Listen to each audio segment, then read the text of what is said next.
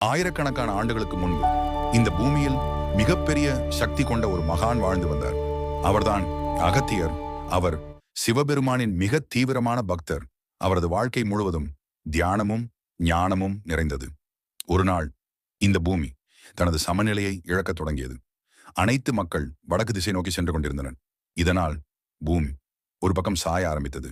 அப்போது சிவபெருமான் அகத்தியரை அழைத்தார். அகத்தியா, நீ தெற்கு திசை நோக்கி செல், பூமியை சமநிலைப்படுத்து. சிவபெருமானின் கட்டளையை ஏற்ற அகத்தியர் தனது பயணத்தை தொடங்கினார். அவர் அடர்ந்த காடுகளை கடந்தார், உயரமான மலைகளை கடந்தார், பெரிய மழையையும் புயலையும் எதிர்கொண்டார்.